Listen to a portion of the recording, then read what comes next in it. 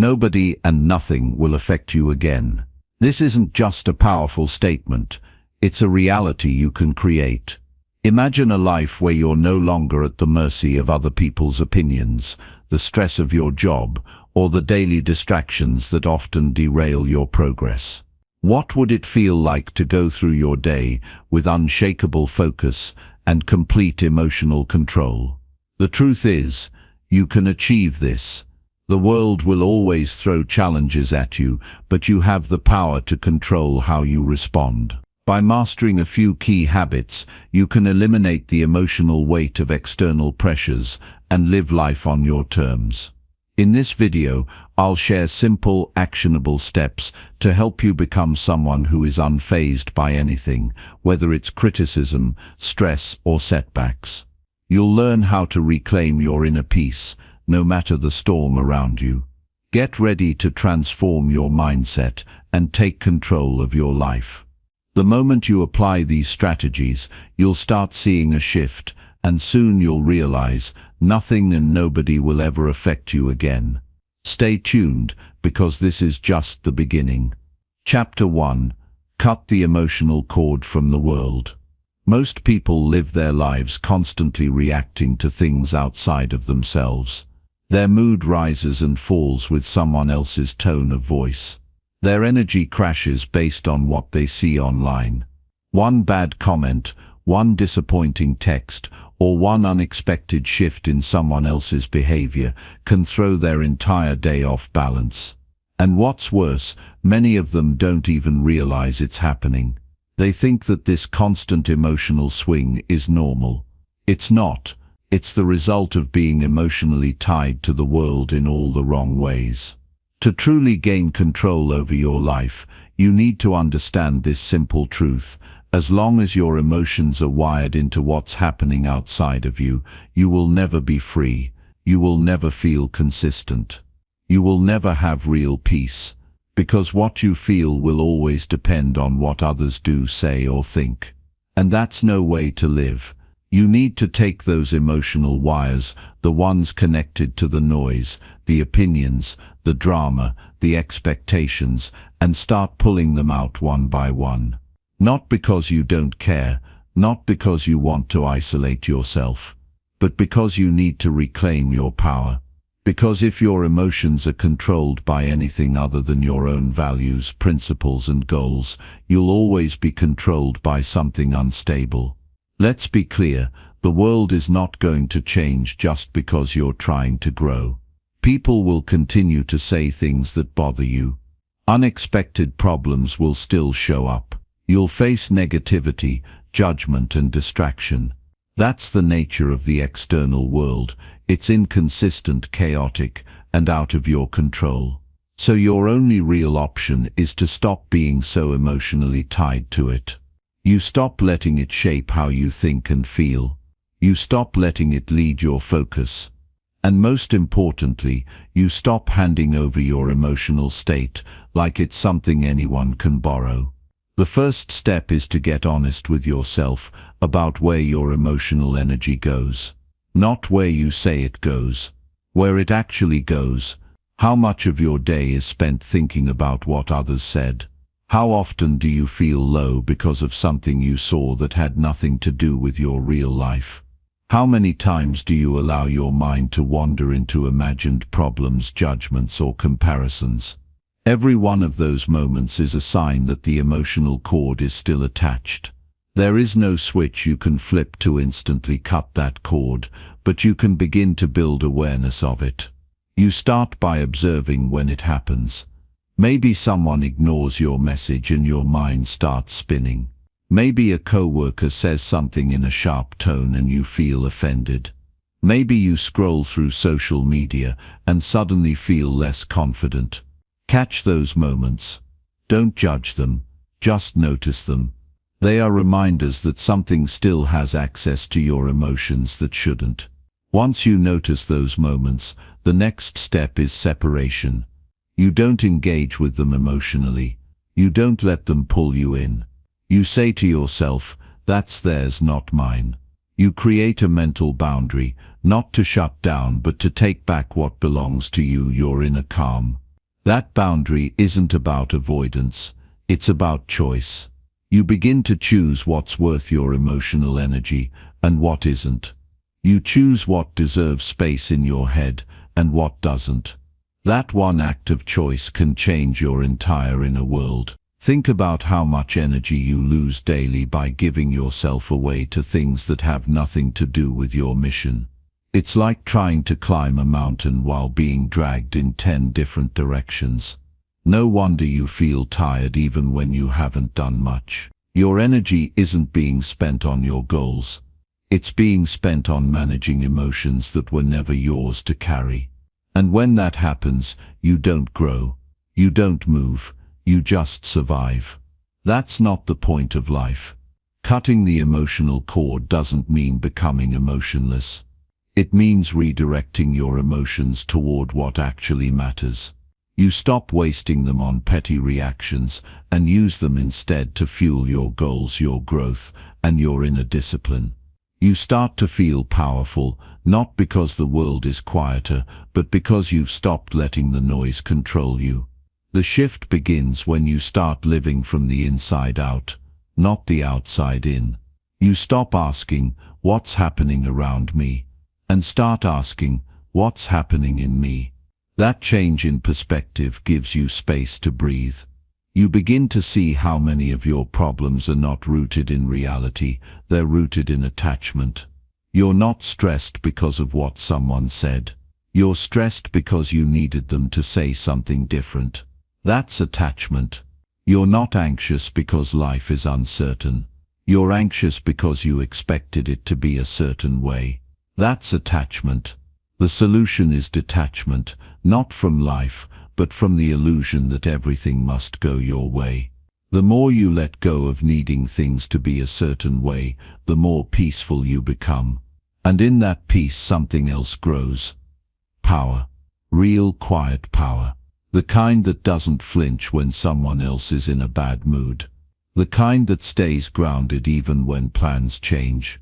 The kind that knows how to keep going, no matter how loud the world gets. You will start to see life differently. You won't take things so personally. You won't react as quickly. You'll stop chasing explanations. You won't try to control people. You'll stop needing closure for everything. You'll stop arguing to be understood, because you'll realize your inner state is no longer on the table. It's not up for discussion. It's not something others can access without your permission. That's the kind of strength most people never develop, because they never learn how to step back.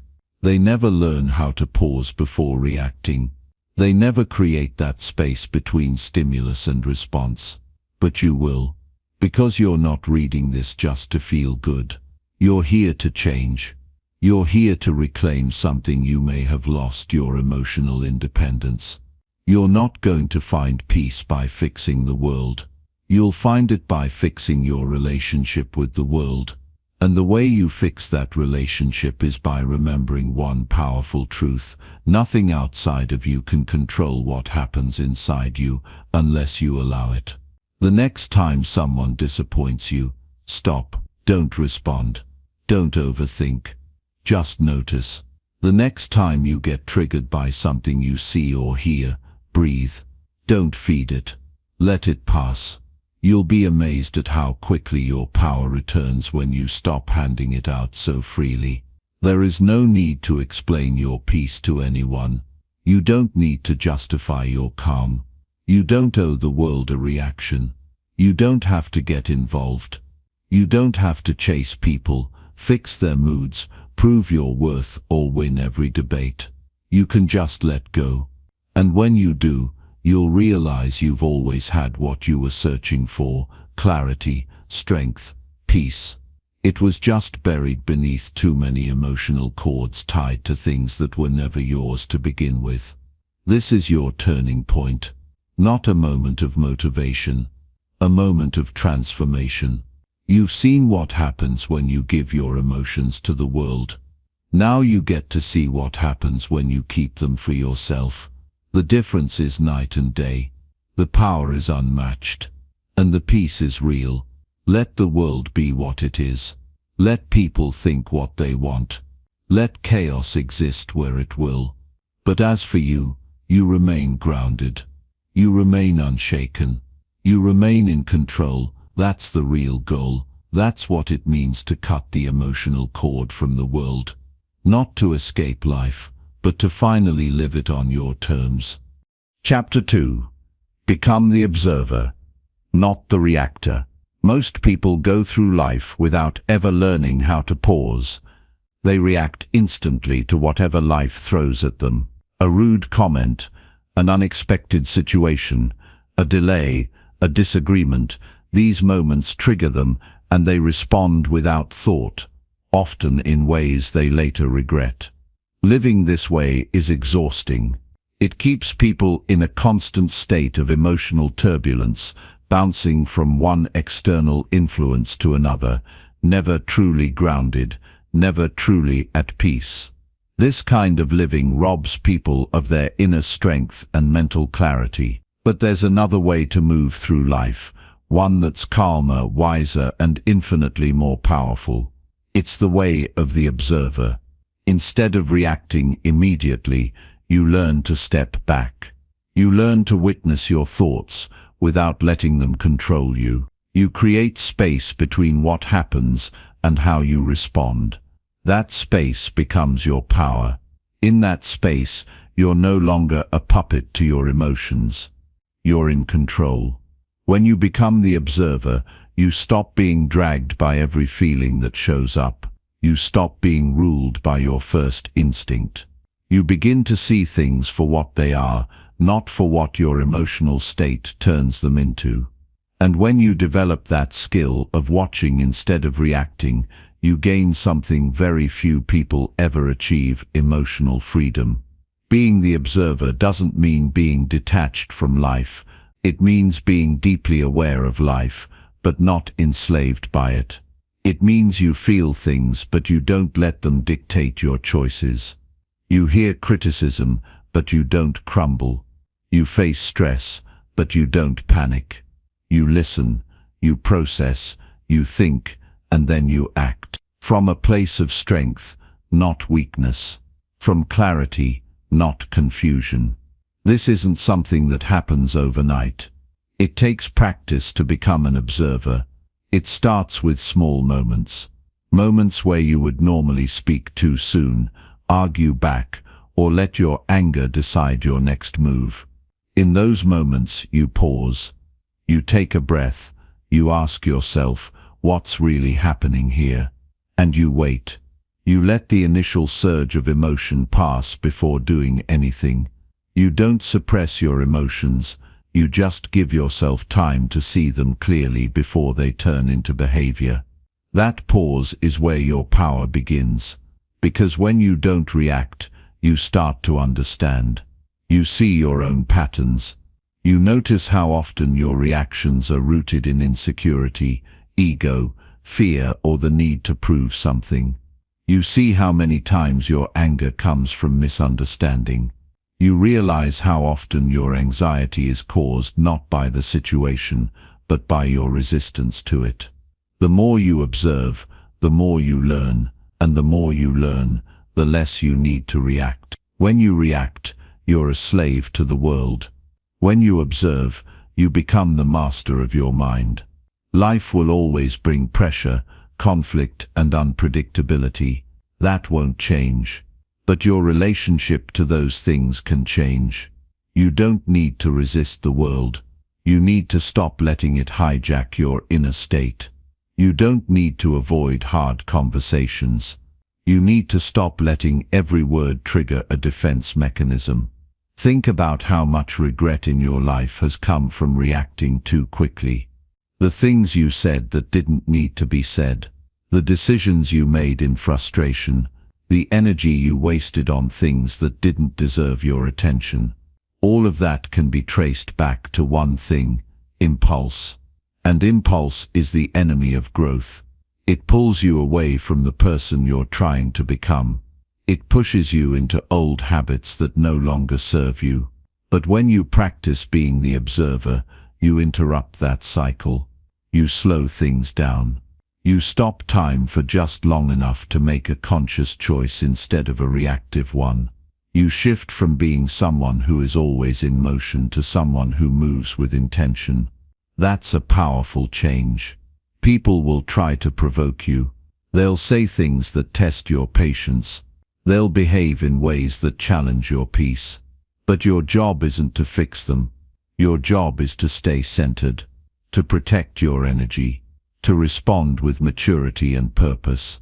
That's what separates someone who is ruled by their environment from someone who rules their world from within.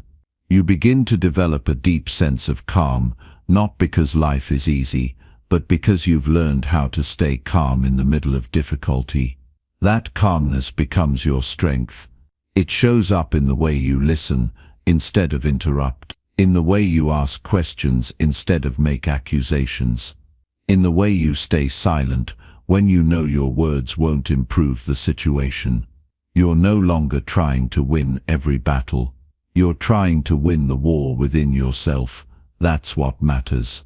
Being the observer also means becoming aware of your own thoughts. Most people have no idea how many of their thoughts are automatic, negative, or completely unhelpful. They live in a storm of internal dialogue that's never been questioned. But when you begin to watch your mind, you see the patterns.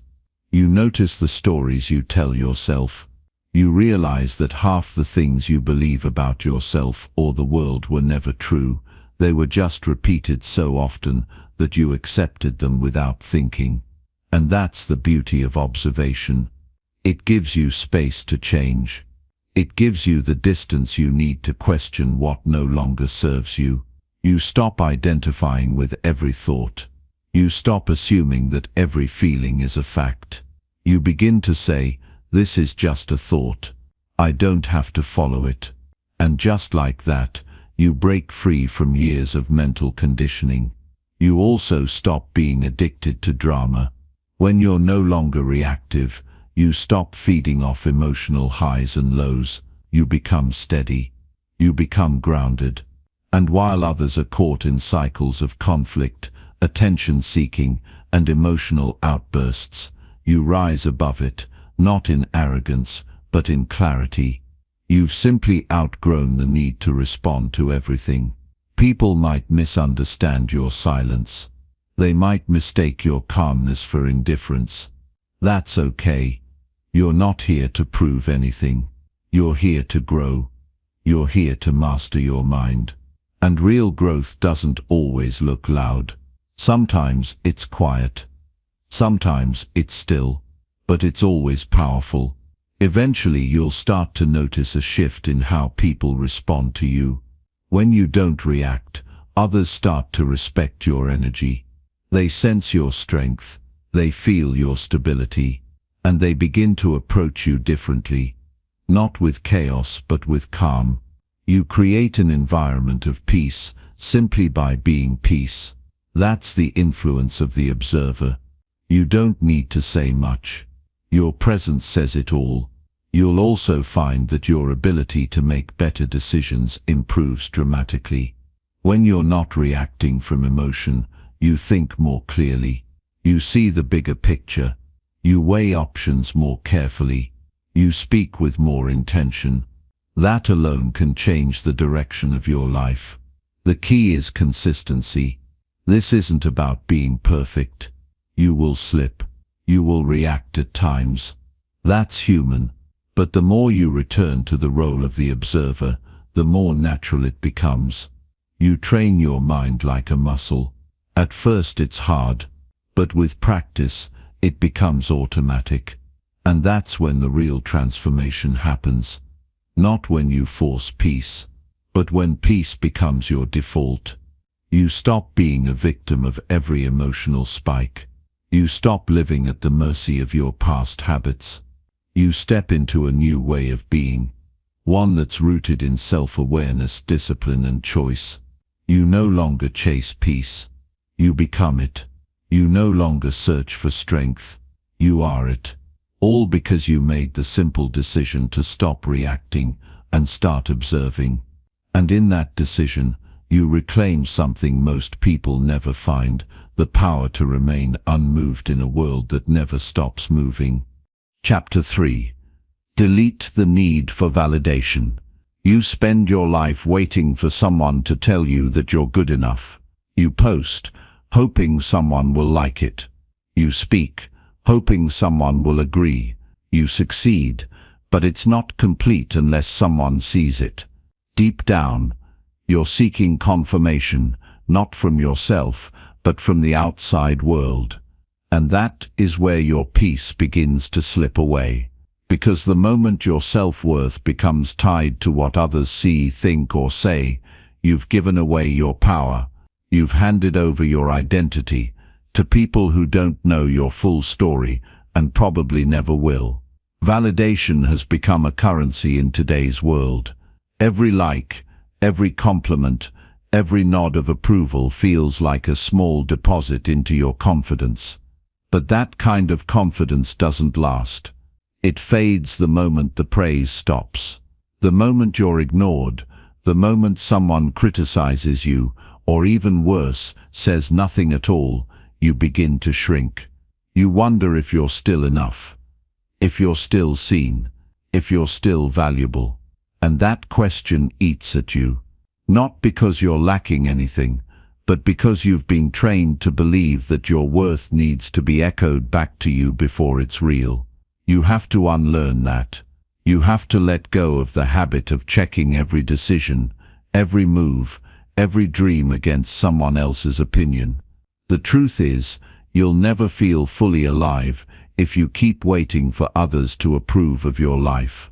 They don't have to understand your vision. They don't need to like your progress. They don't even need to see your work.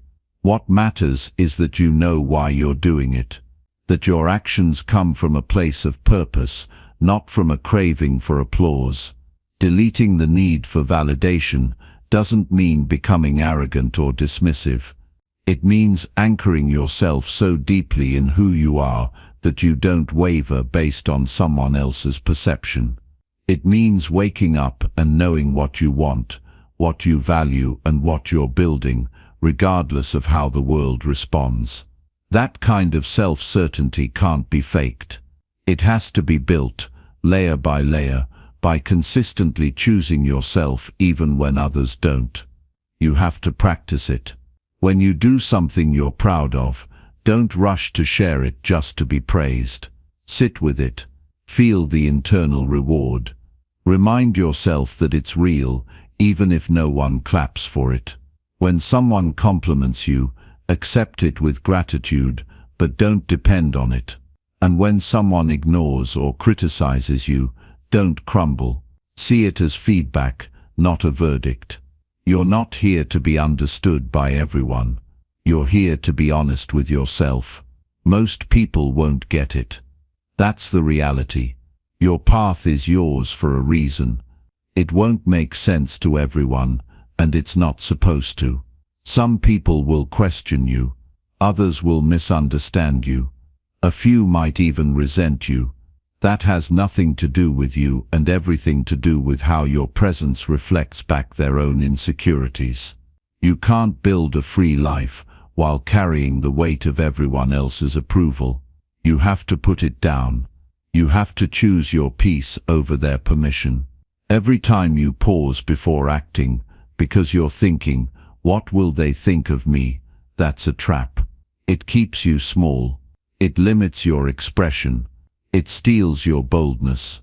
You were not born to live in a box made by other people's comfort zones. The world doesn't need more people who conform. It needs people who are real, who act from alignment, not applause, who are driven by values, not validation. Look closely at your own life. How many times have you silenced yourself just to keep the peace? How many dreams have you delayed because someone doubted them? How often have you watered down your ambition because you didn't want to seem too much? That pattern can end now, but only if you decide that your inner voice matters more than the noise around you. To delete the need for validation, you have to first recognize where it hides. It's not always loud. Sometimes it's subtle. It shows up in the way you wait for reassurance before taking action, in the way you scan a room for signs of approval, in the way you replay conversations, wondering if you said the right thing. It's those small, silent moments that reveal how dependent you've become on being seen a certain way. Start noticing those moments, not to judge yourself, but to reclaim your awareness. Next, start building your own inner validation system. Every time you follow through on something difficult, take a moment to acknowledge it. When you act with integrity, recognize that strength. When you speak your truth, even if your voice shakes, remind yourself that you're growing. These are the real wins, and they don't need to be shared with the world to be valid. Your confidence doesn't need a spotlight. It needs consistency. Keep showing up for yourself, especially when no one is watching. That's where real confidence is built. Remember, confidence isn't thinking you're better than everyone else. It's knowing you don't have to compare yourself to anyone. It's the quiet understanding that you are enough, as you are, and you're still allowed to improve. It's rooted in self-respect, not ego. And when you no longer need validation to feel good about yourself, you become unstoppable. You're not waiting to be chosen. You're choosing yourself, every day, in every way. This mindset frees you. It frees you from needing to explain yourself. It frees you from chasing approval. It frees you from the prison of people-pleasing. You stop editing yourself just to be accepted. You stop overthinking your every move. You stop trying to make everyone comfortable at the cost of your own authenticity. And in that space where approval used to sit, something better grows: self-respect, inner peace, clarity, strength. You also become more focused. When you're not seeking validation, you stop wasting time on things that don't matter. You stop doing things just to be seen. You stop making choices based on popularity. You get clear on what truly matters to you. You set your own standards, your own goals, your own values. And you measure your life against that, not against likes, opinions, or trends. People might not understand this shift at first. Some will think you've changed, and you have. You've stopped living to be liked. That's a powerful shift. It's uncomfortable at first. You'll feel the silence when people stop praising you. You'll feel the discomfort of not being everyone's favorite. But in that silence, you'll find your real voice. And in that discomfort, you'll build real confidence. It won't happen overnight. The desire to be validated runs deep, especially if you've built a life around it. But every time you choose truth over approval, you make progress.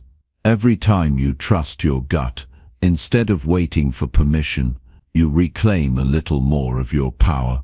And with enough of those small decisions, you wake up one day and realize you don't need anyone to tell you who you are anymore. You already know. That's when you become free. That's when nobody and nothing can affect you, because you've stopped outsourcing your identity. You've stopped handing your value to the world and asking them to return it to you with interest. You've made peace with yourself. And that's the strongest foundation you can stand on. Live from that place. Speak from that place. Build from that place. The world will catch up, or it won't. But either way, you'll be whole. And that's what truly matters. Chapter 4. Turn off the world every morning. The moment you wake up, the world begins to demand your attention. Notifications buzz, emails pile up, news headlines scream for your focus, and people, whether physically in your life or through social media, want your energy. It's as though the moment your eyes open, you're immediately thrust into the chaos of external voices, pulling you in every direction. But what if, for once, You could start your day with your own voice. What if you could set the tone for your morning, instead of being pulled into the whirlwind of everyone else's priorities? Imagine what your life would be like if you made a habit of turning off the world every morning before you begin your day. Turning off the world doesn't mean disconnecting from reality or becoming out of touch. It means choosing to center yourself before you allow the noise of the world to influence your mood, your thoughts, and your actions. It's a powerful practice that allows you to regain control over your life, to start your day grounded, calm, and with purpose. You need this daily. There is power in the first few minutes after waking up. You're still in a state of liminality, the threshold between sleep and wakefulness, when your mind is open, impressionable, and receptive to what you feed it. Most people waste this time by diving straight into external stimuli, giving away their peace before the day even begins. The world grabs hold of their attention, and the rest of the day is spent reacting instead of acting with intention. But when you take control of those first moments, you unlock the potential to shape your day in ways that go beyond mere survival. The first step is simple: wake up and make the choice to do nothing for a few minutes. Don't reach for your phone. Don't check your messages. Don't check the time. Close your eyes, breathe deeply, and just sit in stillness. Let yourself reconnect with your body. Feel the breath entering your lungs, expanding your chest, the rise and fall of your belly.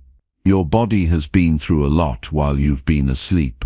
Let it ease into the day without rushing into the demands of the outside world. You don't need to fill every second of this space with something to do. You don't need to immediately jump into productivity mode. Just be. Let yourself feel grateful that you're alive, that you have another chance to experience the day. So many people wake up with a rush of anxiety because they're already focused on what's coming next, what they have to do, what they don't want to face. But if you start your day in silence, you choose to begin from a place of inner peace. That peace becomes the foundation upon which everything else can be built. When you are calm internally, you can handle whatever the world throws at you. After you've spent a few minutes just breathing, you can begin to guide your thoughts with intention. One powerful way to do this is through a morning affirmation or intention. Speak to yourself in a way that sets the tone for your day. Speak your intentions clearly and firmly. Today is mine. I will face any challenges with calm and clarity. I am in control. These affirmations don't have to be complex. They just need to reinforce the truth that you are the one in control of your life, not the outside world. Another key aspect of turning off the world every morning is establishing boundaries with your devices. The habit of checking your phone as soon as you wake up is not just a mild distraction, it's a deep-rooted compulsion that takes your attention away from your own goals and places it in the hands of others. People, businesses, and platforms are all competing for your attention, and if you let them, they will take it. But if you choose to make your morning sacred, to make it about you and not your notifications, you gain a massive advantage. When you reach for your phone first thing, you are outsourcing your thoughts to other people's agendas. Emails, texts, and social media posts are filled with demands, questions, and other people's emotions. If you don't have the emotional resilience to process these external inputs, they will steal your peace and focus. That's why it's essential to have a period of time in the morning when you don't engage with the outside world. You can train yourself to wait an hour, even 30 minutes, before checking your phone. This is your time to align your mind, your body, and your spirit before stepping into the noise of the day. But this practice is not just about avoiding the phone, it's about reclaiming your energy. Every time you open your email inbox or check your social media, you are expending energy, even if you don't realize it. This is energy that could otherwise be used to fuel your own goals, ambitions, and personal growth. When you turn off the world every morning, you're saying no to the energy drains of others' demands, and yes to yourself.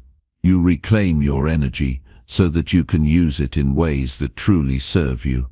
As you build this habit, you might face some resistance. At first, the urge to check your phone may feel almost overwhelming.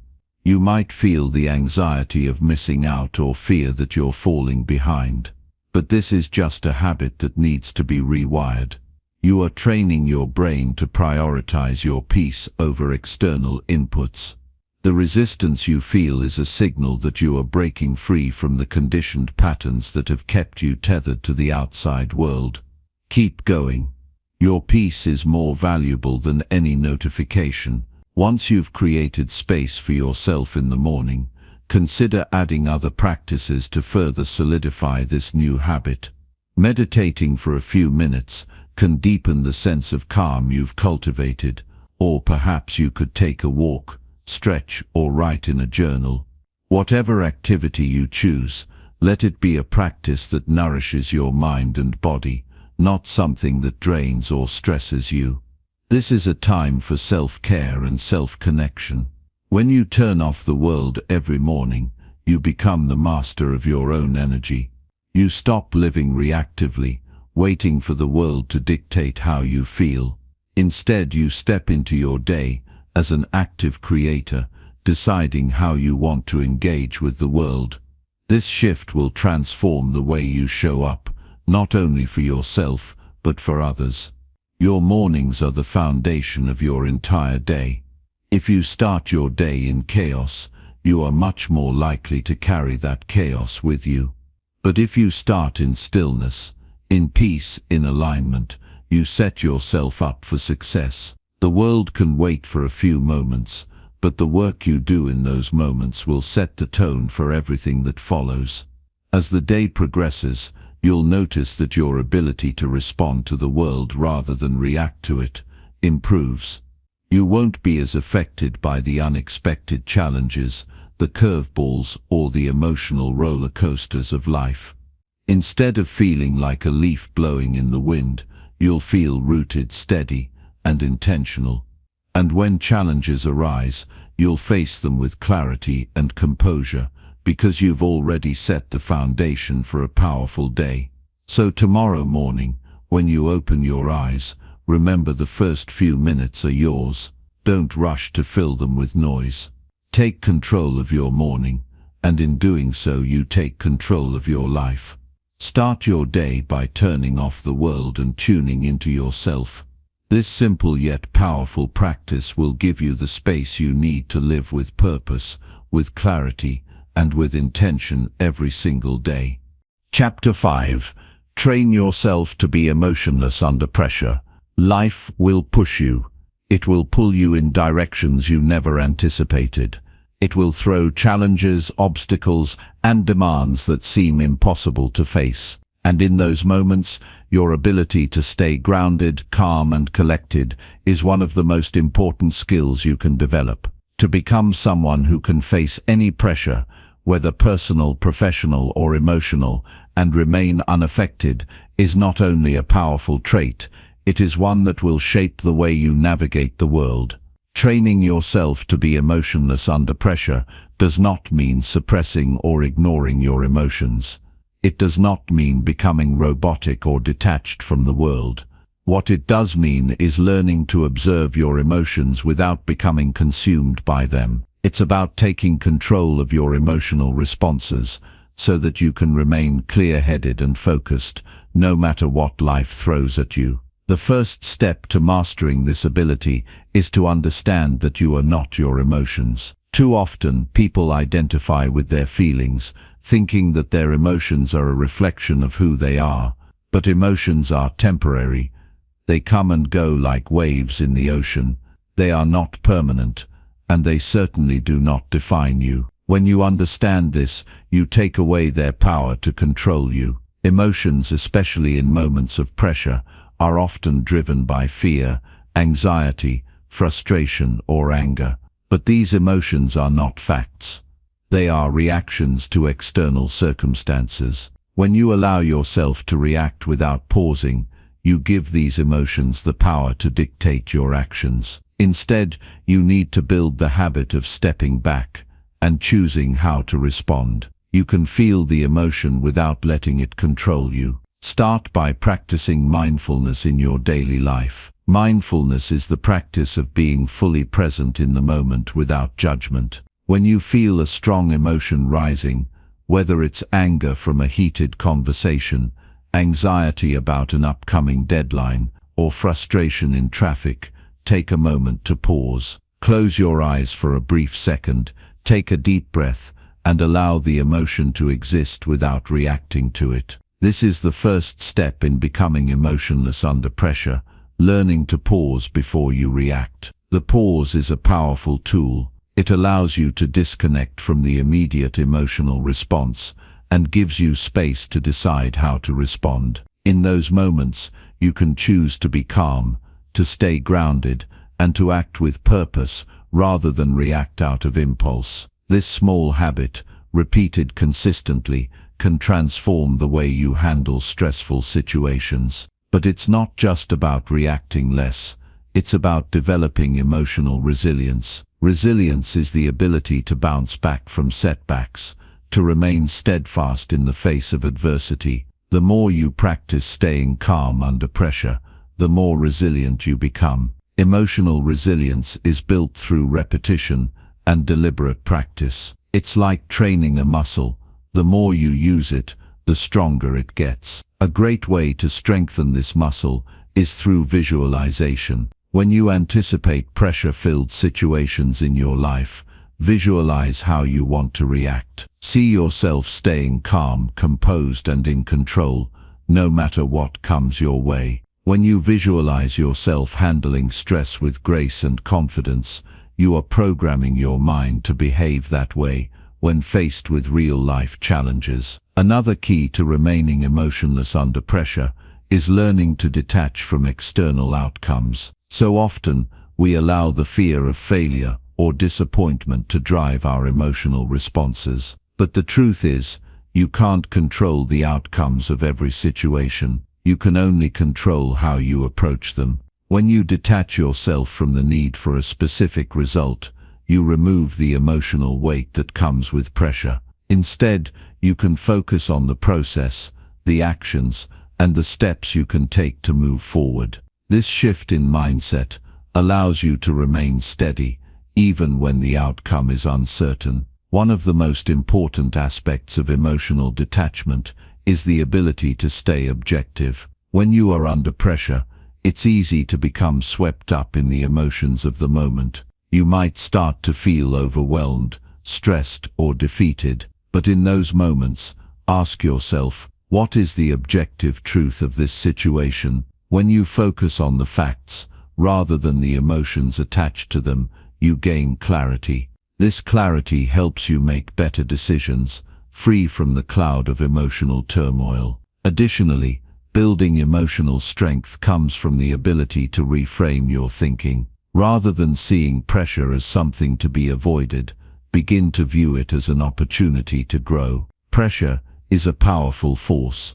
It can either break you or it can shape you into someone stronger. The more you see pressure as an opportunity to build resilience, the easier it becomes to handle. With each challenge you face, you become more adept at handling the next one. It's important to remember that being emotionless under pressure doesn't mean avoiding or denying emotions. It means understanding and controlling them, rather than letting them control you. You will still feel stress, fear, frustration, and anger. These emotions are natural, human reactions, but the key is to feel them without letting them dictate your actions. When you allow yourself to acknowledge and accept your feelings without judgment, you can move through them with ease, instead of being trapped by them. Another technique to help manage pressure is to practice deep breathing. When you feel yourself becoming overwhelmed, your body naturally tenses up,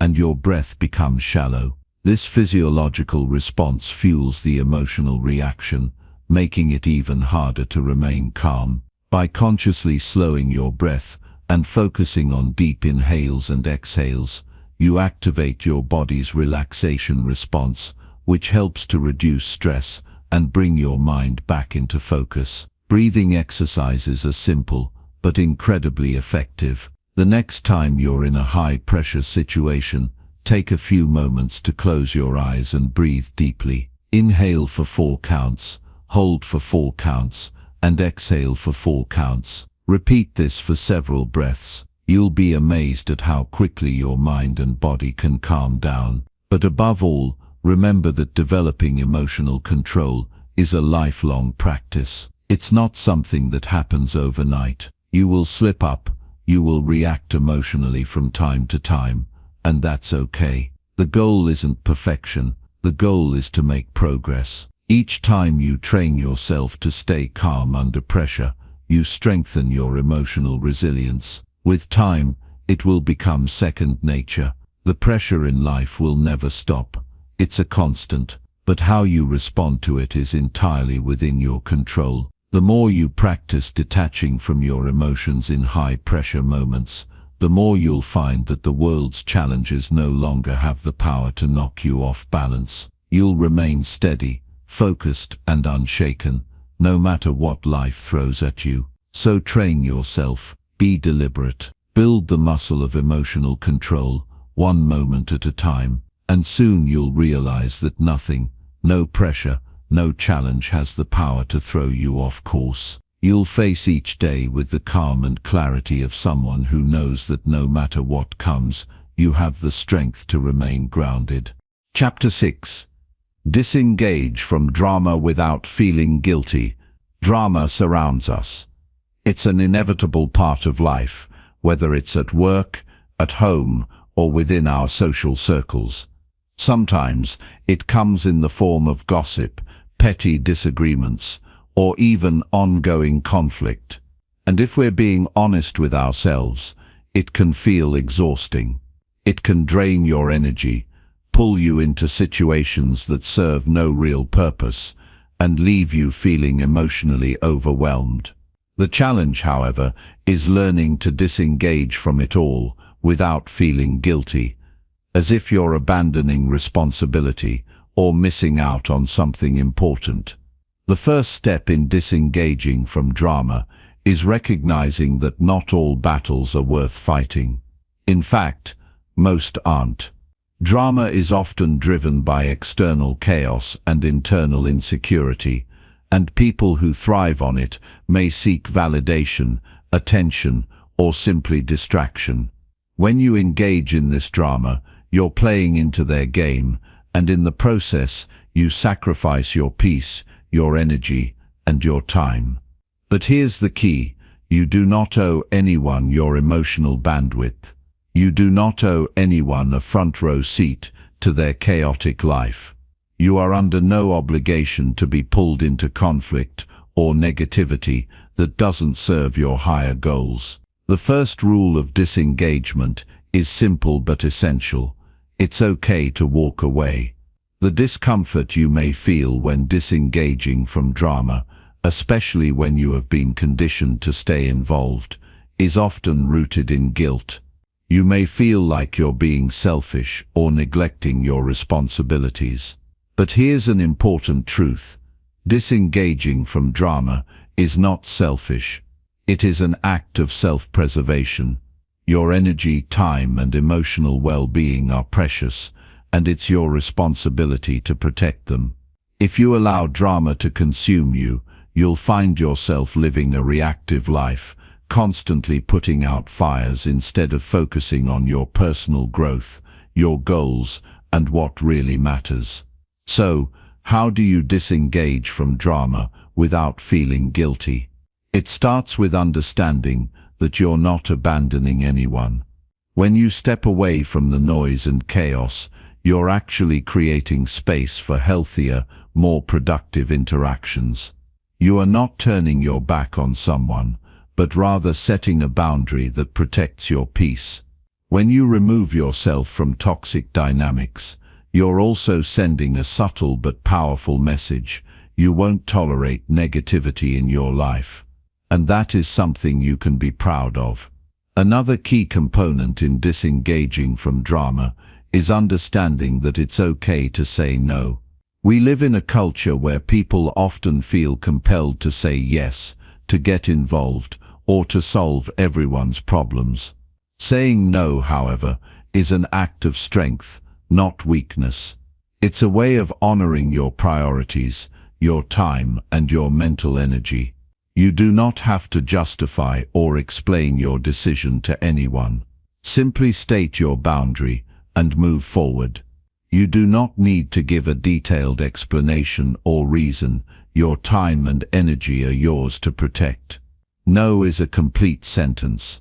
To help with this process, it's also important to assess the root cause of the drama. Often drama arises from insecurity, misunderstanding, or a lack of communication. When you step away, it's not because you don't care, it's because you know that your involvement won't resolve the underlying issues. Instead of getting lost in the drama, choose to be a source of calm and clarity. You can offer support in a more constructive, less emotionally charged way, or in some cases, you can simply choose to listen rather than engage. Sometimes, the most helpful thing you can do is to let others work through their issues without your involvement. This ability to disengage from drama without guilt also requires a shift in mindset. It's about recognizing that you are not responsible for the emotional state of others. Too often, we take on the burden of other people's emotions, thinking that it's our job to fix things for them. But it's important to remember, you are not their emotional caretaker. Everyone is responsible for their own feelings and actions. By stepping away from drama, you're not abandoning them, you're giving them the space to deal with their emotions and resolve their issues on their own. It's a form of tough love, even if it feels uncomfortable at times.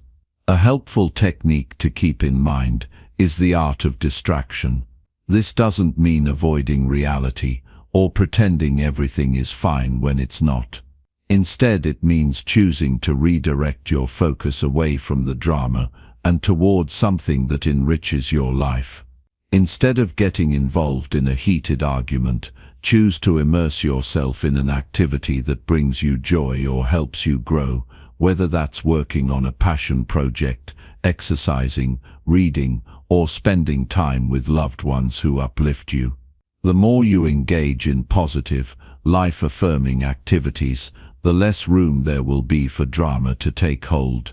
Additionally, disengaging from drama requires a strong sense of self-worth. If you don't believe that your peace and time are valuable, you'll find it difficult to step away when necessary.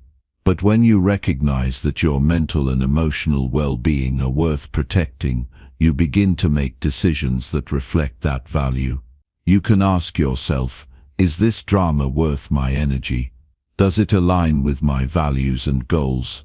When the answer is no, it's easier to disengage with confidence and without guilt. One of the most powerful tools in disengaging from drama is the practice of empathy.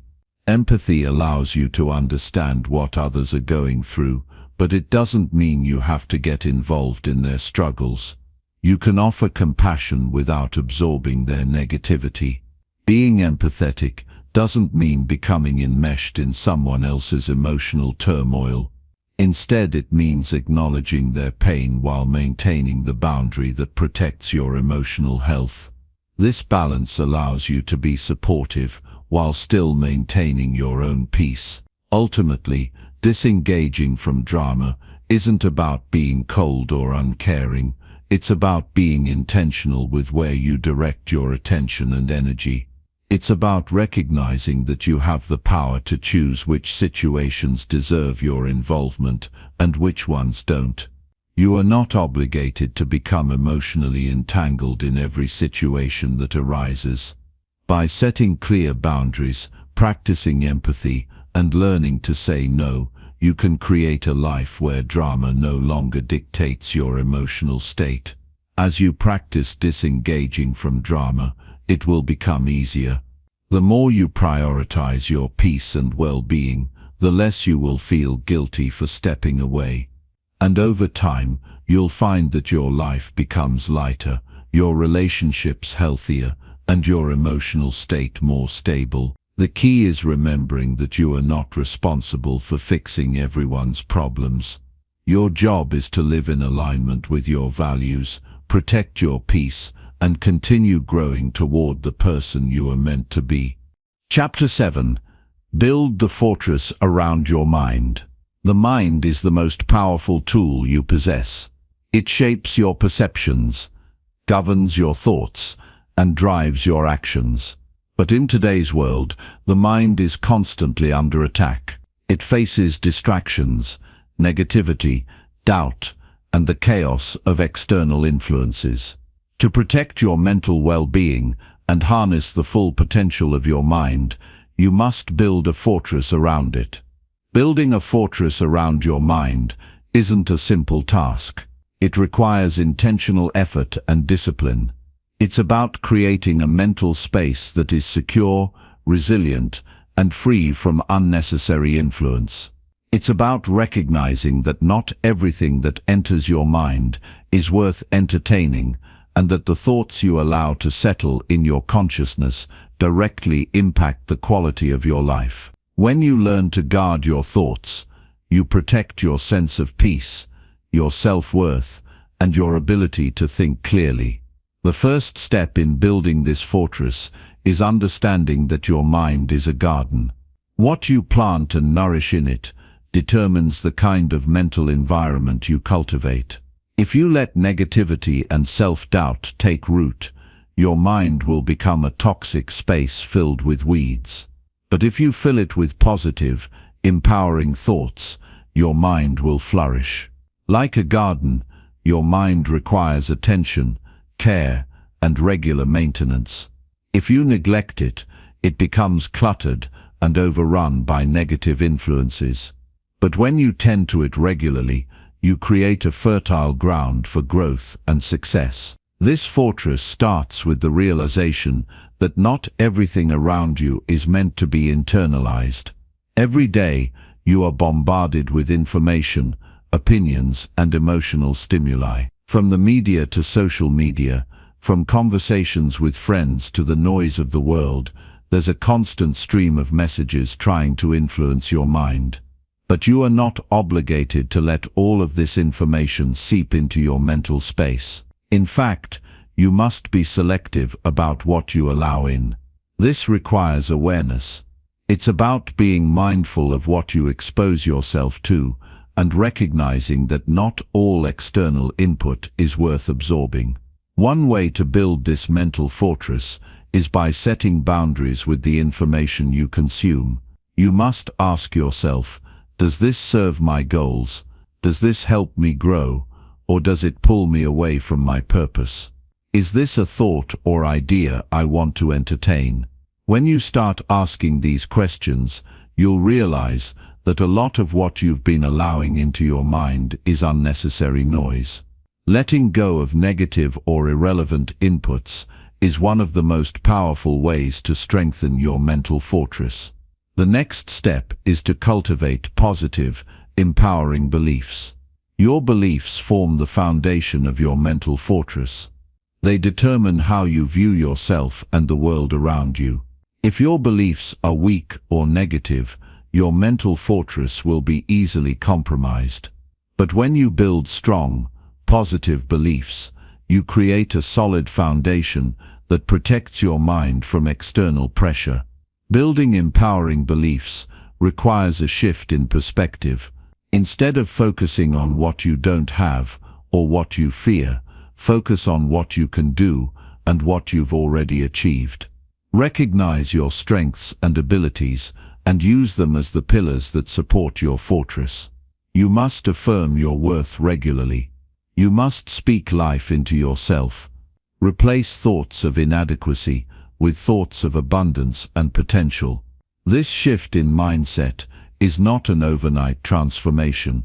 It's a consistent practice of reinforcing positive beliefs until they become your default mode of thinking. Another critical element of your mental fortress is emotional regulation. Emotions are powerful, and they can either strengthen or weaken your mental fortress. When you allow your emotions to control you, they can erode your sense of stability and peace. Building emotional resilience is about learning to respond to emotions rather than react to them. It's about understanding that emotions are temporary and you don't have to act on every feeling that arises. Emotional regulation requires practice. It's about taking a step back when you feel overwhelmed or triggered and allowing yourself to process your emotions in a healthy way. Instead of letting anger or frustration dictate your actions, you learn to pause, reflect, and choose a more rational, composed response. This practice helps to reinforce the walls of your mental fortress, preventing emotions from gaining too much control over your thoughts and actions. Discipline is another essential component of building a fortress around your mind. A strong mind doesn't come from luck or chance. It comes from consistent effort and practice.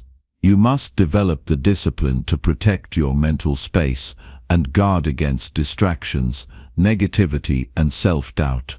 This means creating routines that support your mental well-being, such as meditation, exercise, journaling, or reading. It means making time for activities that help you grow and stay focused on your goals. The more disciplined you become in protecting your mind, the more resilient you'll become in the face of external challenges. Discipline allows you to stay on track and avoid being swayed by fleeting emotions or external pressure. It gives you the strength to say no to things that don't serve you and yes to the things that help you move forward. Your mental fortress is built on the foundation of daily habits and choices that align with your long-term vision. Equally important is the need to detach from negative or toxic influences. You cannot build a strong mental fortress while surrounding yourself with negativity. Whether it's negative people, toxic environments, or harmful habits, these influences will chip away at the walls of your fortress. You must learn to identify and distance yourself from these influences. This doesn't mean you have to cut ties with everyone who isn't perfect, but it does mean that you must prioritize your well-being and protect your mental space.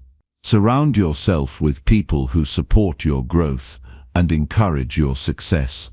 Seek out relationships that are uplifting and nurturing, and spend less time with those who drain your energy or pull you into unnecessary drama. When you build a support system that aligns with your values and goals, you reinforce the strength of your mental fortress. Alongside external influences, you must also guard your mind against internal threats, those self-limiting thoughts, doubts, and fears that arise within you.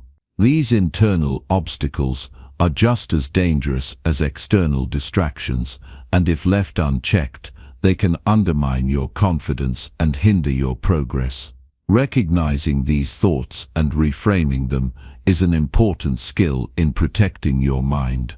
When you catch yourself thinking negatively or doubting your abilities, counter those thoughts with positive affirmations and rational reasoning. Over time, you'll train your mind to reject self-doubt and focus on your strengths and potential. Remember that building a mental fortress is a continuous process. It's not something that happens overnight.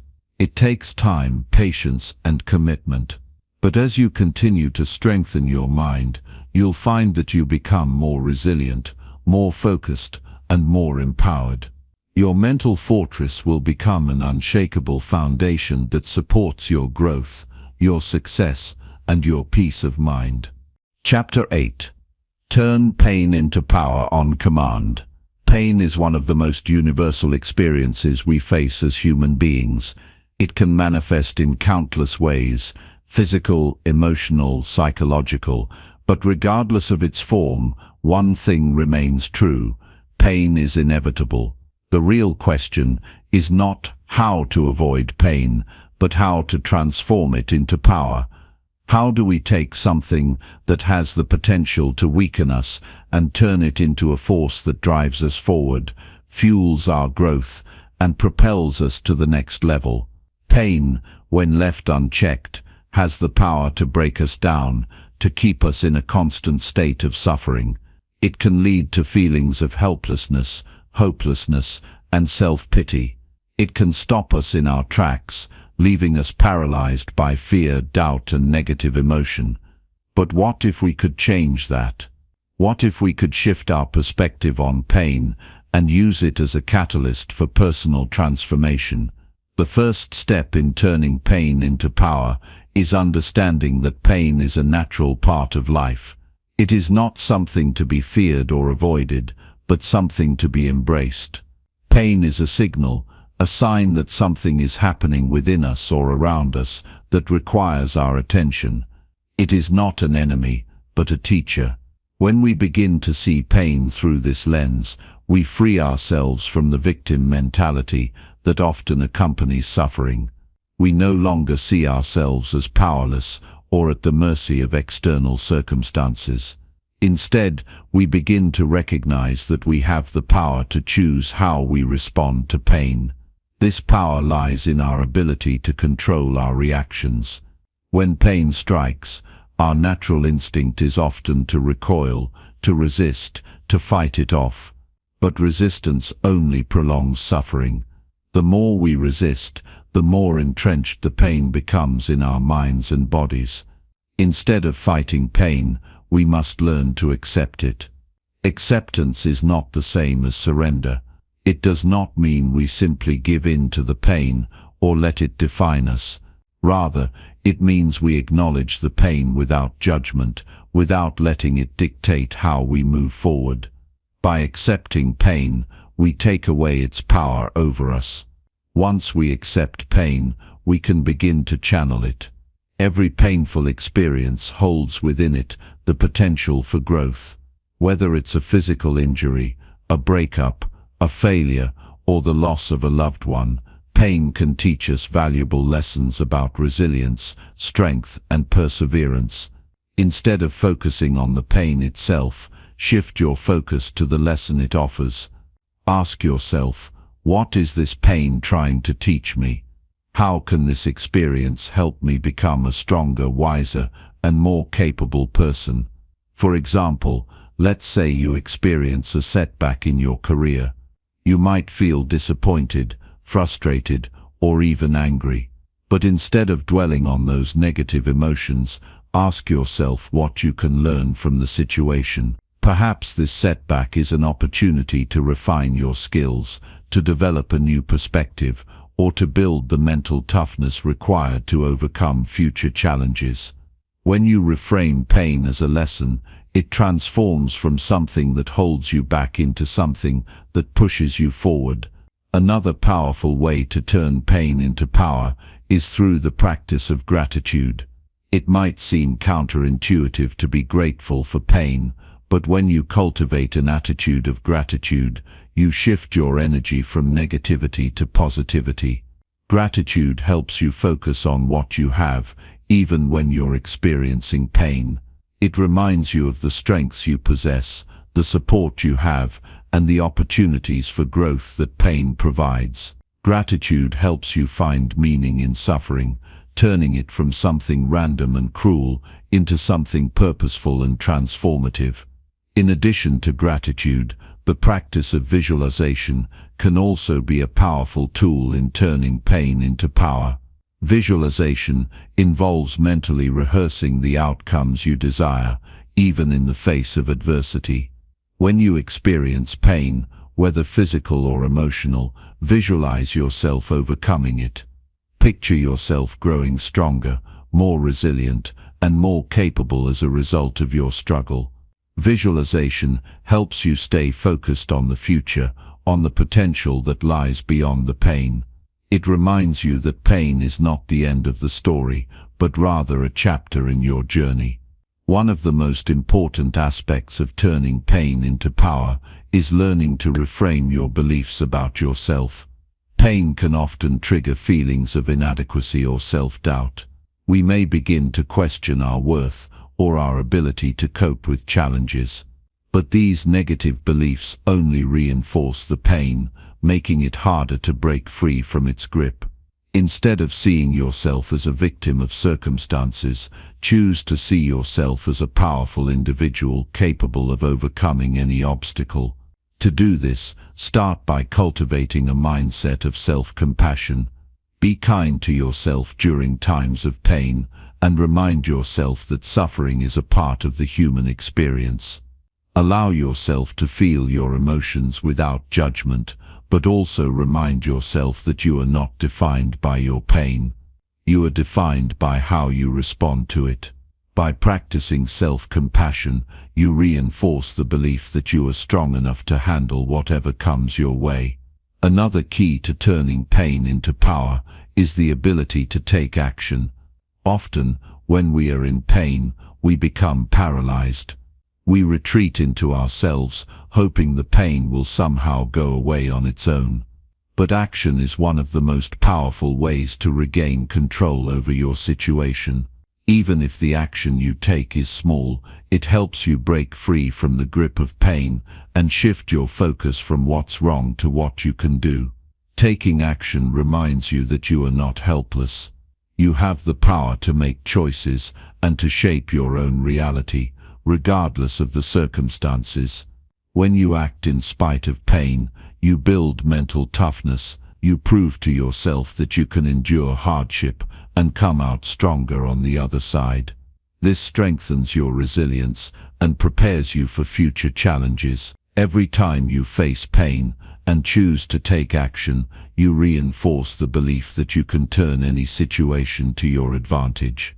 Finally, turning pain into power requires patience. Transformation doesn't happen overnight. The process of turning pain into strength is ongoing and requires consistent effort. It's about learning to trust the process even when it feels difficult. It's about staying committed to your growth even in the face of adversity. When you are patient with yourself and with the process, you allow the pain to gradually transform into power. Pain will always be a part of life, but how you respond to it is what truly matters. You have the power to turn pain into power on command. By accepting it, reframing it, practicing gratitude, visualizing your success, cultivating self-compassion, taking action, and being patient with yourself, you can transform any painful experience into a stepping stone on your journey to greatness. The next time pain comes knocking at your door, remember that it is not there to break you. It is there to shape you, to challenge you, and to make you stronger than you ever thought possible. Embrace it and let it fuel your rise to greatness. Chapter 9. Install your non-reaction mode. In a world that often feels chaotic and unpredictable, learning how to remain calm in the face of provocation or stress is one of the most valuable skills you can develop. Your ability to maintain composure and respond with clarity rather than reacting impulsively or emotionally can make all the difference in how you experience life. It can transform the way you handle difficult situations, improve your decision-making, and allow you to control your responses in a way that strengthens your mental resilience. Installing your non-reaction mode means mastering the art of not being governed by your impulses. It means learning to pause before acting, creating space between stimulus and response. Instead of immediately reacting to what is happening around you, you gain the ability to choose how you respond, whether with patience, understanding, or strategic action. This skill is especially crucial when dealing with challenging individuals, stressful circumstances, or any kind of emotional or psychological triggers. When you master non-reaction, you take the power back from the world around you and place it firmly within yourself. The first step to activating your non-reaction mode is understanding the concept of emotional triggers. Everyone has them, situations or behaviors that immediately stir up strong emotional responses, whether it's anger, frustration, fear, or sadness. The key to installing your non-reaction mode is recognizing these triggers before they take control. Instead of being caught off guard, you develop an awareness of the situations that tend to provoke you, allowing you to prepare mentally and emotionally for them. This awareness is the foundation upon which your non-reaction mode is built. Once you recognize your emotional triggers, the next step is to create a mental pause. This pause is crucial in breaking the cycle of automatic reactions. It's the space between what happens and how you respond. In moments of stress or provocation, we tend to act on autopilot, allowing our emotions to dictate our responses. This is where chaos begins. The power lies in the pause, the moment where you can step back, take a deep breath, and choose your response thoughtfully, rather than reacting instinctively. In this pause, you regain control over the situation and your emotional state. Practicing mindfulness is a powerful tool in strengthening this pause. Mindfulness allows you to stay present in the moment, fully aware of your thoughts, feelings, and sensations, without becoming overwhelmed by them. When you practice mindfulness, you cultivate the ability to observe your emotions without identifying with them. Instead of becoming consumed by anger or frustration, you learn to notice those emotions without attaching meaning to them. You recognize them as temporary feelings that do not need to dictate your actions. Through mindfulness, you realize that emotions are not commands but signals that provide information about your internal state. They do not require an immediate reaction, but offer an opportunity for reflection. One of the most effective ways to install your non-reaction mode is to practice delayed response. This involves intentionally giving yourself time to process a situation before responding. For example, when someone says something that triggers you, instead of immediately firing back with a defensive or reactive comment, you take a few seconds to breathe, gather your thoughts, and consider your response. This simple shift in behavior can prevent unnecessary conflict and allow you to approach the situation with a clearer, more measured perspective. By training yourself to delay your reactions, you stop yourself from becoming a slave to your emotional impulses. A key aspect of non-reaction is learning to detach your sense of self from external events. Many times we react emotionally because we feel personally attacked or threatened by something that happens.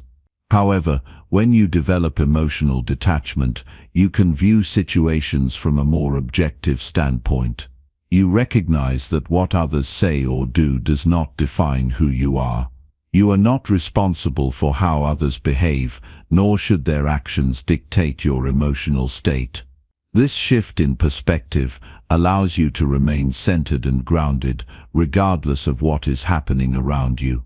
This detachment is not about being cold or indifferent. It's about preserving your peace of mind and not allowing external circumstances to control your emotional state. It's about understanding that you cannot change other people, but you can always choose how you respond to them. When you detach emotionally from situations, you gain the ability to respond from a place of wisdom, rather than from a place of fear, anger, or insecurity. Another powerful tool in mastering non-reaction is the practice of self-regulation.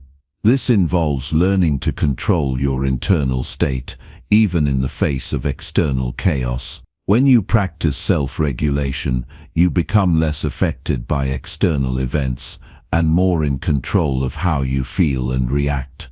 It's about taking responsibility for your emotional well-being and not allowing others or circumstances to dictate how you feel. Self-regulation is about choosing calm over chaos, peace over conflict, and clarity over confusion. Self-regulation can be cultivated through various practices, such as deep breathing, meditation, or visualization. When you encounter a situation that might normally provoke a strong reaction, you can use these tools to calm your nervous system and refocus your mind. Deep breathing, for example, activates the parasympathetic nervous system, which helps to reduce stress and promote relaxation. Meditation helps you stay grounded and present, allowing you to observe your thoughts and emotions without becoming entangled in them. Visualization allows you to imagine yourself handling difficult situations with grace and composure, reinforcing the belief that you can remain calm under pressure. As you practice these techniques, you begin to rewire your brain to respond to challenges with non-reaction. Over time, your emotional responses will become less automatic and more deliberate. You will be able to stay calm in the face of provocation, think clearly under pressure, and make decisions from a place of clarity and inner strength. One of the most powerful aspects of non-reaction is its ability to preserve your energy. Reacting impulsively to every little thing around you drains your energy, leaving you feeling depleted, stressed, and overwhelmed. But when you activate your non-reaction mode, you conserve your energy. Instead of wasting time and mental resources on things that don't serve you, you redirect your focus and energy towards what truly matters. You become more productive, more effective, and more at peace because you are no longer caught up in the emotional turbulence that comes with reacting to everything. To truly install your non-reaction mode, you must practice it consistently, especially in challenging situations. Every time you choose not to react, you strengthen your ability to stay calm and centered in the face of adversity. It's not about suppressing your emotions or pretending to be indifferent. It's about recognizing that you have the power to choose your response, regardless of the circumstances. The more you practice non-reaction, the more natural it becomes. Eventually, you will find yourself responding with ease and confidence, no matter what life throws your way. When you install your non-reaction mode, you stop giving away your power to external events. You become the master of your emotions, not a slave to them. You gain the ability to remain calm, clear, and focused, no matter how chaotic the world around you becomes. This strength, this inner peace, is what will carry you through the challenges of life and allow you to thrive in any environment. Chapter 10. Break the addiction to being liked. To break the addiction to being liked, it's essential to first recognize the deep-seated need for external validation that exists in many of us. For most of our lives, we are taught that approval from others is a sign of success. From childhood, we're conditioned to seek praise, acceptance, and approval from parents, teachers, friends, and society. Over time, this conditioning leads us to rely on the opinions of others to feel good about ourselves. However, this dependency becomes an unhealthy habit, an addiction, one that can undermine our sense of self-worth and limit our potential. The first step in overcoming this addiction is understanding the reasons behind it. The need to be liked often stems from a fear of rejection. As human beings, we are wired for connection. We crave acceptance because it ensures our survival, especially when we are young. But as we grow older, this desire for approval should no longer be a driving force in our lives. Instead of measuring our value based on what others think of us, we must learn to value ourselves independently. This doesn't mean being indifferent to the feelings of others. It simply means freeing ourselves from the shackles of external validation and focusing on our own sense of purpose, identity, and self-worth. The addiction to being liked thrives on the constant comparison to others. When we base our value on how we stack up against the opinions and behaviors of those around us, we give up control of our emotional state. This constant cycle of seeking approval and fearing rejection only leaves us feeling empty. We become trapped in the need to conform, to please, and to fit in, never fully expressing who we truly are. The truth is, trying to please everyone is an impossible task. The more we bend and shape ourselves to meet the expectations of others, the more we lose sight of our authentic selves. This results in a life that feels inauthentic and disconnected from our true purpose. Breaking this addiction requires a shift in mindset. It starts with acknowledging that we do not need the approval of others to feel good about ourselves. We must begin to define our own worth, independent of what others think. This shift comes from developing self-awareness and understanding that our value does not come from external sources, but from within. The power of self-worth lies in the realization that we are inherently valuable, regardless of whether or not anyone else recognizes it. One of the most liberating actions you can take in breaking the addiction to being liked is learning to say no. Saying no to others is not about being rude or disrespectful. It's about setting boundaries that protect your time, energy, and mental well-being. When you learn to say no to things that don't align with your values or priorities, you stop living for others and start living for yourself. Saying no is an act of self-respect. It's a declaration that you are in charge of your own life and decisions. It's about valuing your own needs and desires, without feeling guilty for not meeting the expectations of others. The addiction to being liked often leads us to overextend ourselves, trying to meet every request, attend every social gathering, and make everyone happy. However, this constant people-pleasing behavior is unsustainable. It drains our energy, exhausts our resources, and leaves us feeling unfulfilled. By breaking free from the need to please others, we can redirect our energy toward more meaningful endeavors, ones that align with our values, passions, and goals. Learning to prioritize our own well-being and happiness is essential in reclaiming our time and energy from the demands of others.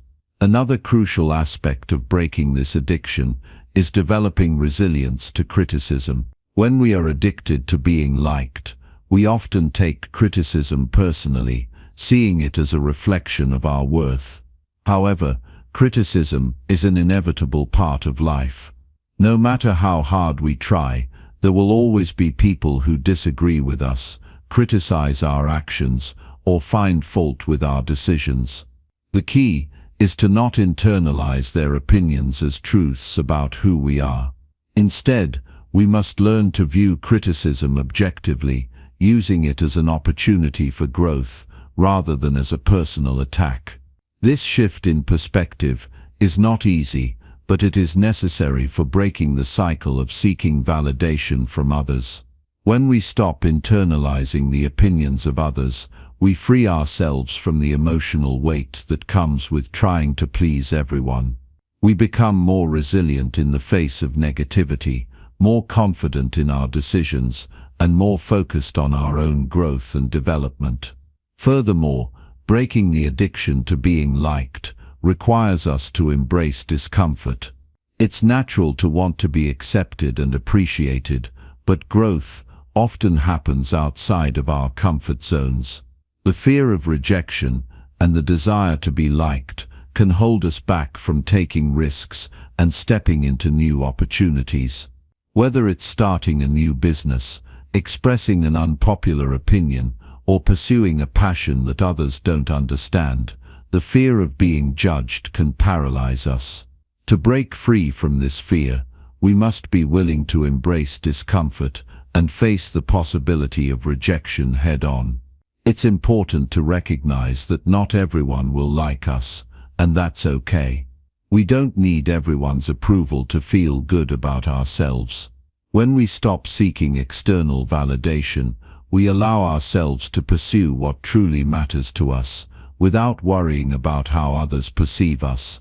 This liberation from the need to be liked opens up new possibilities, both personally and professionally. We become more authentic, more confident, and more capable of making decisions that align with our values, regardless of the opinions of others. The process of breaking the addiction to being liked is ongoing. It requires consistent effort, self-reflection, and a willingness to confront our deepest fears and insecurities. But as we grow more comfortable with who we are, and as we learn to prioritize our own happiness over the approval of others, we begin to experience true freedom. We no longer feel the need to seek validation from external sources because we have already validated ourselves.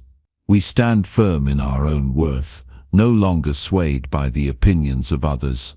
And in doing so, we unlock our full potential, embracing the fullness of who we are, unapologetically and confidently.